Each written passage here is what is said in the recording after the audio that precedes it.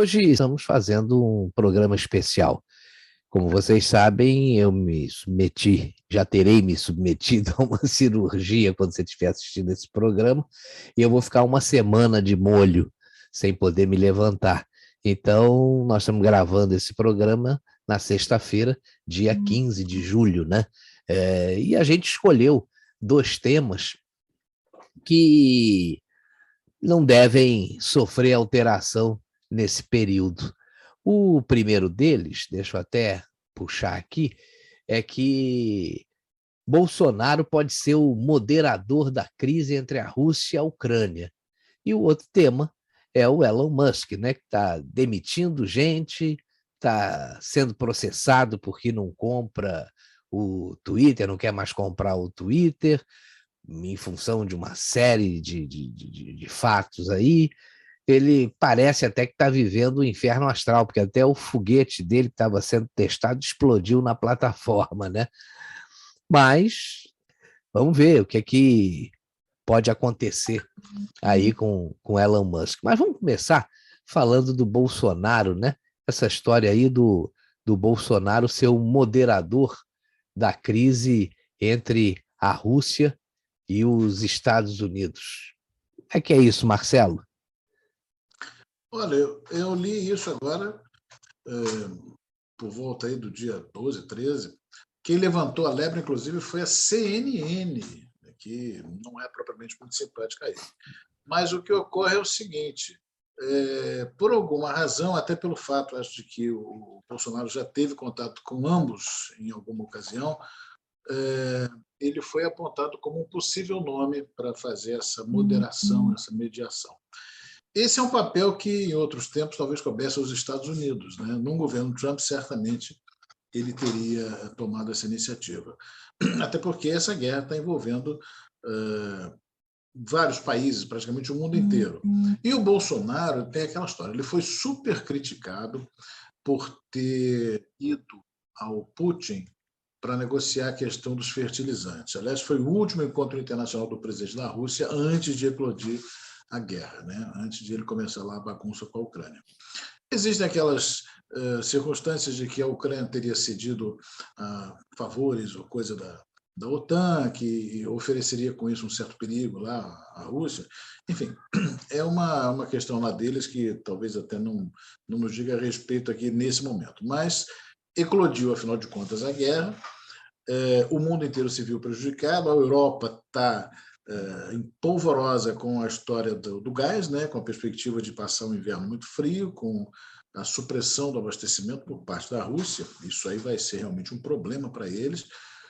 Houve influência nos preços dos combustíveis no mundo inteiro, teve a questão dos fertilizantes, produção de alimentos, aí o Brasil se antecipou e o Bolsonaro foi super estrategista, aliás, ele é um estrategista por excelência, até pelo fato de ser militar, isso é uma qualidade dos militares, e correu na frente. Agora, eu quero ver a esquerda arrumar um jeito de se colocar contra a presença do Bolsonaro como mediador nessa crise. Eu quero ver como eles vão fazer esse malabarismo mental para explicar serem contra isso. E você, o que Eles são capazes de qualquer coisa, né? E a gente vai ver cada história aí que não vai nem acreditar. Mas você vê que o Bolsonaro disse à CNN que ele foi procurado pelo Zelensky. E ele disse que teria... Tem a solução? Que tem a solução e que poderia intermediar a crise, se colocou, inclusive, à disposição. A gente sabe que essa guerra tem questões históricas aí, né? Havia uma preocupação da Rússia quando a OTAN começou a se mostrar interessada em ocupar alguns territórios, transformar países em membros da OTAN, e países estratégicos para a Rússia, né? Então isso não podia terminar bem, né? E você vê o que está acontecendo. Começaram com as sanções, tal, a Rússia está resistindo, teve um grande apoio da China, né, nesse período, e o inverno europeu vai chegar daqui a pouco. E olha, eu tenho certeza que determinados países vão acabar deixando de lado aí esse boicote e vão negociar com a Rússia a obtenção do gás, porque é um ponto crucial para sobrevivência, né, do europeu no inverno tão intenso. É só o que o Putin está esperando, né? Pois é, agora eu vi também. Pois é. Agora, eu vi também o seguinte, quer dizer, você vê que o Ocidente forçou uma barra e provocou a Rússia. O Zelensky entrou nesse jogo e penalizou muita gente, se você parar para pensar aí. Ele, com a falta de uma solução mais diplomática para esse conflito, apesar da Rússia ter alertado durante muito tempo, mas depois a Rússia acabou invadindo a Ucrânia. Mas o Zelensky, você vê, ele não permitiu que os pais, os homens, né, deixassem a Ucrânia, ele separou famílias, uma tragédia enorme, né? E a Ucrânia está sofrendo, porque a Rússia tem um poderio militar gigantesco e não está usando esse poderio como poderia usar, né? Tem, não, Democrático da parte dos Zelensky separar famílias, né? exatamente. Então, eu acho que faltou a habilidade para evitar esse confronto. Não estou dizendo que o Putin tem razão, mas, como eu disse, existem questões históricas que a gente não tem como julgar. Você vê, o próprio Bolsonaro citou como exemplo, quando falou com Zelensky, da crise que houve entre a Argentina e a Inglaterra por causa das Malvinas. Você vê que uma aventura argentina para recuperar um território causou a morte de milhares de pessoas, né? E a gente já sabia qual ia ser o resultado, qual seria o resultado de um confronto entre a Argentina e Inglaterra, né? Então, a gente pode imaginar que uma situação até semelhante tenha ocorrido aí na Ucrânia, nessas relações aí com a Rússia. Complicado. Agora, se por acaso isso se concretizar, o Bolsonaro e der certo, né? Ele conseguir acabar com o conflito, você vê que é uma virada de mesa monstruosa aí para o Bolsonaro, né? Que está sendo massacrado pela imprensa internacional, na Europa, nos Estados Unidos, porque a grande parte da imprensa é esquerdista, como a gente vê por aqui, né? Então, e há uma campanha violenta para descredibilizar o nosso presidente no mundo inteiro. Agora, os resultados econômicos que o Brasil vem apresentando sob a condução aí do ministro Paulo Guedes, que é um dos melhores ministros da economia que a gente já teve, estão jogando aí por água abaixo todas essas narrativas que vêm da esquerda, né? Então, vamos ver, é uma possibilidade. Aí nós teremos certamente aquela questão do jornalismo adversativo. Bolsonaro resolve crise entre Rússia e Ucrânia, mas tem sempre um mas. E tem um aspecto histórico, você falou, usou essa expressão, é a questão de que a Ucrânia, no passado, já foi anexada ao território russo. Pois é. Surgiu a União Soviética, quer dizer, já existe também aí uma questão histórica, étnica, sei lá, que cria um complicador a mais aí nessa e a gente, quando recebe a informação, hoje, infelizmente, a grande imprensa não tem mais credibilidade nenhuma. Então, você sabe que a imprensa agora tem lado. E muitas vezes você não sabe qual é o lado que ela está. A gente sabe sim, é o lado errado, quase sempre. Verdade. Mas a gente está recebendo uma série de informações, mas são informações tendenciosas, né? A gente sabe, na realidade, que todo fato tem 3 versões, né? A de um lado, a do outro e a verdadeira. E essa está cada vez mais distante da nossa realidade. Verdade. Vamos partir para o nosso outro assunto, que é o Elon Musk, né?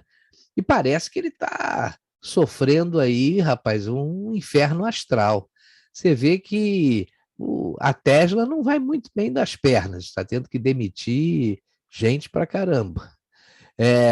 A SpaceX teve um problema aí essa semana com um teste de um foguete que explodiu na plataforma. O Musk ia comprar o Twitter, desistiu, tem as razões dele lá. O Twitter diz uma coisa, ele diz outra. E você vê que no meio disso tudo tem uma inflação galopante nos Estados Unidos, né? Maior em 40 anos. Pois é. E aí? Pois é, você vê, eu acho que se o Elon Musk, em vez da SpaceX, tivesse fundado a SpaceX, ele talvez tivesse se dado melhor aí no meio empresarial. Mas o seguinte, ele também teve no inferno astral a questão do filho ou da filha, que não queria falar com ele, queria tirar o sobrenome, inclusive, e tal. A questão do Twitter tem a ver com uma supressão de dados, né, que contratualmente deveriam ser fornecidos nessas primeiras tratativas, né, na negociação de compra por parte do Elon Musk. O Twitter se negou a fornecer algumas informações, inclusive na questão relacionada a contas falsas, perfis falsos, coisa assim. Pois é, acho que esse é o maior problema, né? Só que o Elon Musk diz que não vai comprar enquanto ele não tiver transparência nessa questão de contas falsas, né? Mas só que o Twitter está processando o Elon Musk sob a acusação de que ele violou o acordo de compra, né? Teve uma ação aberta aí no tribunal do estado de Delaware, se não me engano, né? Porque da ordem de 40 bilhões de dólares. Então... Mas veja bem, o Twitter está doido para ser vendido, né? Porque na ação ele pede que o Musk seja obrigado a concretizar o negócio. Não, e tem o seguinte: a ação é exatamente para isso. A ação reivindica 1,5 bilhão de dólares como indenização, quer dizer, 40 avos do valor do negócio. E só que para que a ação vingue, a justiça vai exigir que o Twitter forneça exatamente as informações que negou ao Elon Musk e estão causando essa celeuma toda. Então fica um negócio engraçado, exatamente o que eu devia ter fornecido. Se tivesse fornecido de bom grado, a negociação teria sido concretizada. E tem uma coisa, Marcelo, eu vejo que, pelo menos é uma percepção que eu tenho. O Twitter hoje, eu até escrevi sobre isso outro dia, basicamente uma frase: Elon Musk sem o Twitter é Elon Musk. O Twitter sem o Elon Musk agora não é nada. Porque se a venda não se concretizar, até pelo conhecimento público do motivo, enfim, razões e circunstâncias pelas quais a negociação não deu frutos, não frutificou, o Twitter cai em desgraça. Circularam vídeos, você viu na internet, o pessoal aqui no Brasil, acho que o vídeo era de São Paulo, o escritório do Twitter aqui, o pessoal batendo palmas para a compra, o pessoal fazendo assim, né, naquela ironia, dizendo que bom que o Twitter foi comprado pelo Elon Musk. Quer dizer, essas pessoas acabaram se revelando e certamente seriam detonadas na nova estrutura. Eu, sinceramente, ainda acredito que essa questão do Twitter vai ter uma reviravolta, que o Elon Musk vai agir dentro daquele espírito quem desdenha quer comprar. Ele vai chegar, mas o preço vai lá embaixo, ele compra. Você vê o seguinte, se você observar, você vê que essas empresas de tecnologia estão começando a cair na real. Porque você, no começo, abre o capital, entra aquela chuva de dinheiro e você vai fazendo uma série de ações e vai multiplicando ali os assinantes do seu produto, né, e tal. Mas chega uma hora que o acionista quer dinheiro, né? E essas empresas não estão dando dinheiro. São gigantescas, são com algumas exceções, né? Mas se bobear essa necessidade aí do pessoal que está hoje no Twitter de vender o Twitter, é porque sabem que se não forem comprados, talvez não tenham condições de sustentar o Twitter por muito tempo. Então, eu acho que ele está sendo estrategista sob esse ponto de vista, né? Não que isso tenha sido feito na intenção, né? Na maldade. Mas, claro, tem uma malícia nessa história toda. O cara tem que ser um bom negociador. A questão dos carros elétricos, existe aí uma percepção de que, acho que, não sei se 2030 ou 40, começam a não ser mais produzidos carros... Na Europa, né? Na Europa, né? Na Europa. Eu li a notícia que era na Europa. Na Europa, que consumam combustíveis fósseis, né? Diesel, gasolina.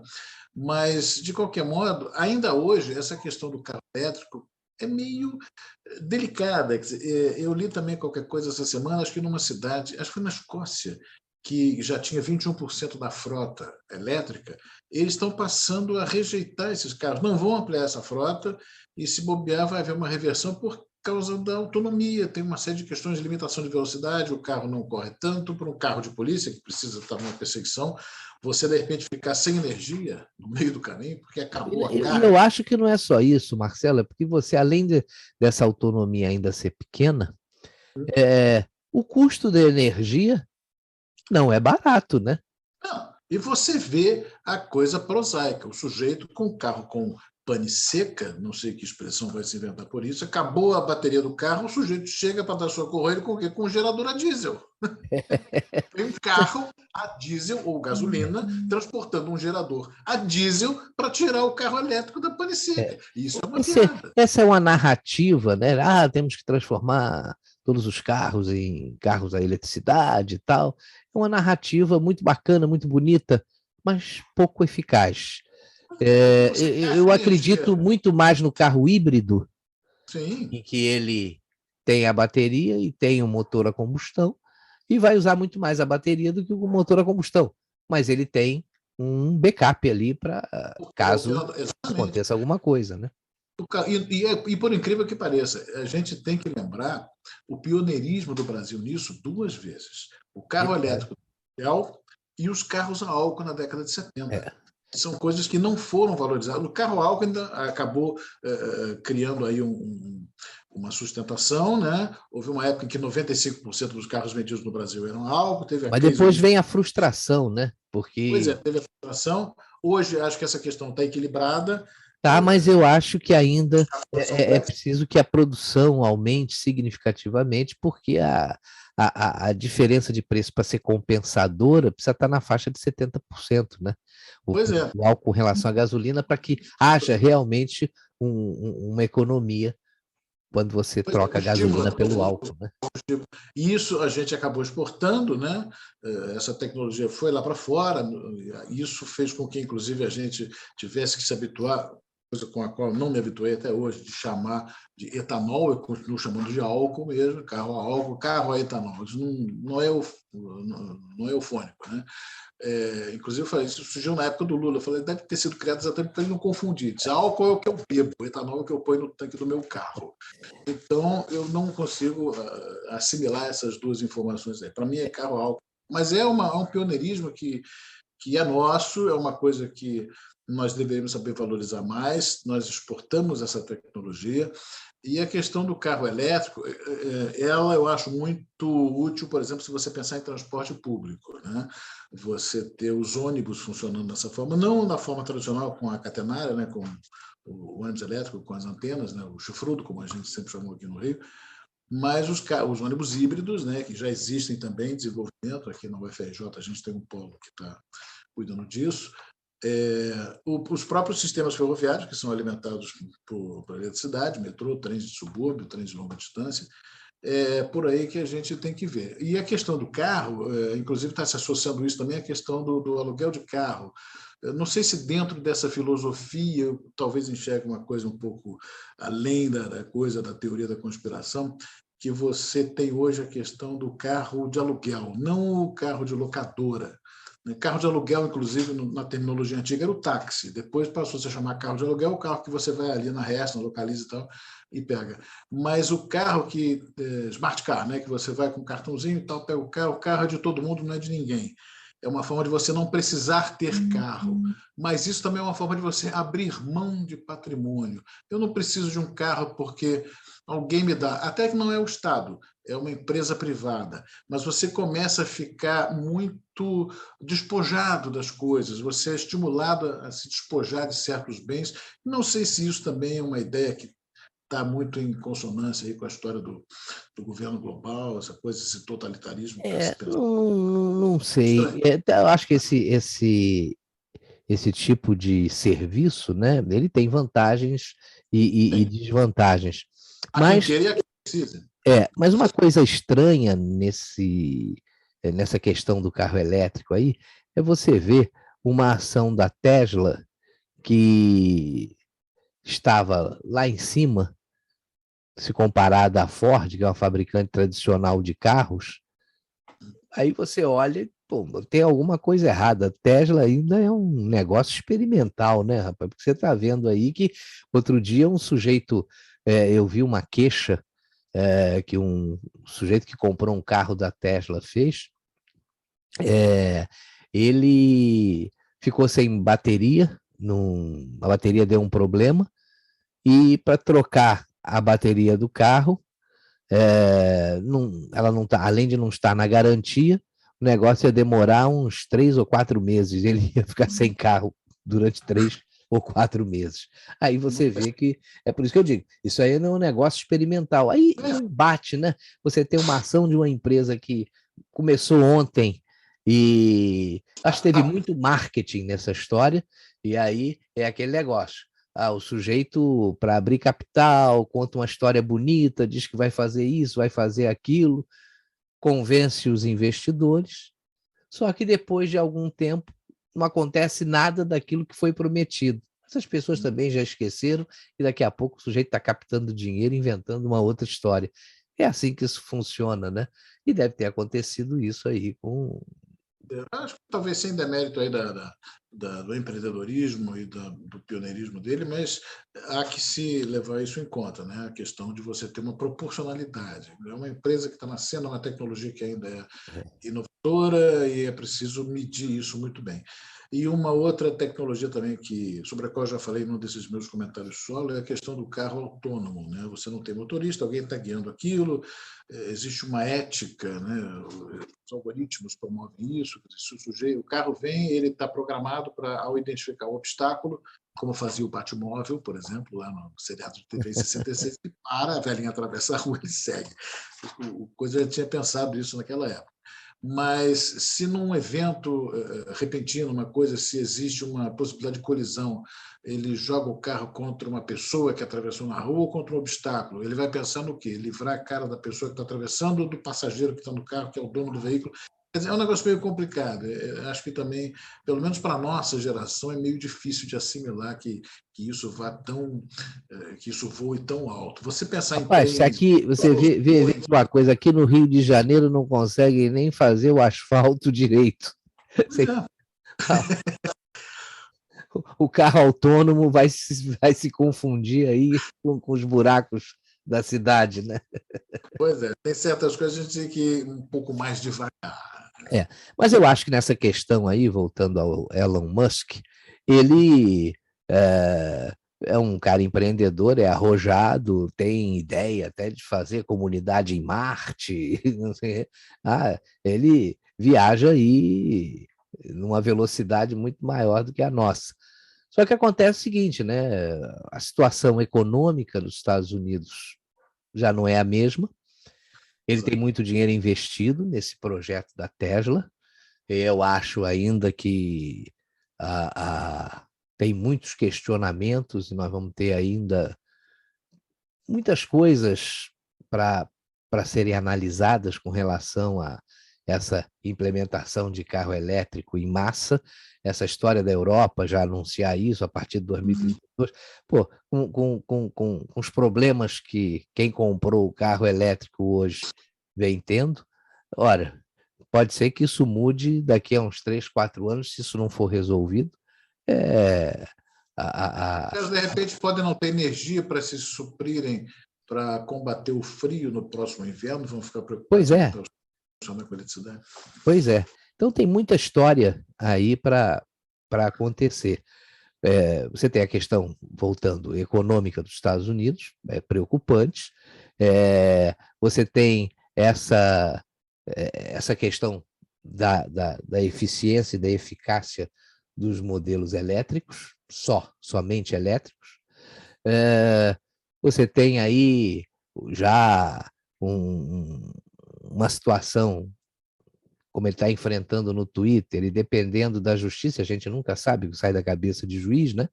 De repente ele tem que pagar aí não sei quantos bilhões, 40 e tantos bilhões para comprar o Twitter, e ele de repente já sentiu que não vale a pena comprar o Twitter, né? Diante dessa perspectiva. Aí o cara Está desembolsando. Você vê que ele não tinha o dinheiro para desembolsar, ele teve que fazer aí uma manobra para poder disponibilizar os 40 e tantos milhões que pagaria pelo Twitter. Então tem muita história aí também que a gente sabe, né? Ele é capaz de pagar metade disso. Depois dessa confusão toda, não sei. Isso é uma... Vamos ver o que vai acontecer, né? Mas o nosso Dose Dupla fica por aqui hoje. A gente só fez colocou esses dois assuntos aí, porque realmente, como eu estou impedido de participar do programa em função da cirurgia que eu fiz, isso aqui é uma gravação que foi feita antes de eu me internar, então a gente, para não ficar sem programa na madrugada de quinta para sexta, a gente colocou esses dois temas aqui só para fazer uma rápida discussão. Então, Marcelo, espero que semana que vem eu já esteja em ordem para a gente voltar à nossa normalidade, né? Isso aí. Então, ficamos por aqui. Um abraço para você que acompanha a gente aqui no instantenews.1. Ajude a gente a divulgar o canal, avise aos amigos, mande links aí para os conhecidos, seus contatos de WhatsApp, Twitter, Facebook, em todas as redes sociais, Getter, o Telegram, enfim. O que você tiver e puder ajudar a gente agradece. Um grande abraço para vocês, um ótimo fim de semana e até semana que vem. Um abraço para vocês também. Comentem, os comentários são muito importantes e dão um prazer enorme de ler. A gente gosta muito, sente vocês bem perto da gente quando vocês comentam o que se faz aqui, o que a gente tem o prazer de passar para vocês. Grande abraço, até semana que vem. Tchau.